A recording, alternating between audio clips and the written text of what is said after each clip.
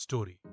हिमेश और भूपश की दोस्ती का इम्तिहान। कहानी की शुरुआत एक छोटे से पहाड़ी गांव धवलपुर में दो सबसे अच्छे दोस्त रहते थे, हिमेश और भूपश।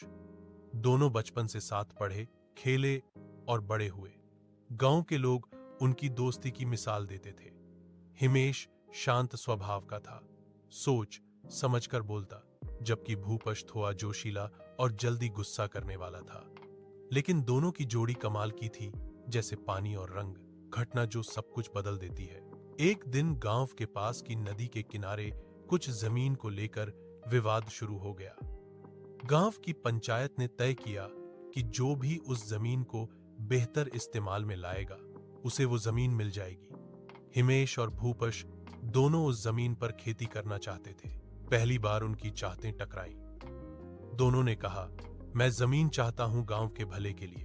पंचायत ने उन्हें 3 महीने का समय दिया, जो बेहतर योजना और काम करके दिखाएगा। जमीन उसी की, मुकाबला नहीं, परीक्षा थी। भूपश ने जल्दी जल्दी एक छोटी सी बाड़ लगाई, हल जोता और बीज बो दिए।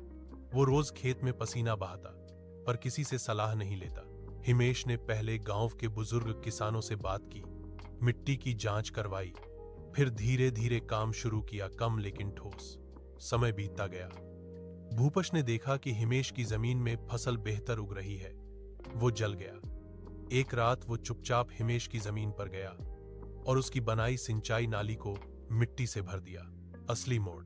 अगली सुबह हिमेश ने देखा तो समझ गया कि ये किसी का काम है, शायद भूपश का। लेकिन उसने कुछ नहीं कहा। खुद फिर से नाली बनाई और काम में लग गया। पंचायत का दिन आया। दोनों की जमीन देखी गई। पंचायत ने कहा, हाँ,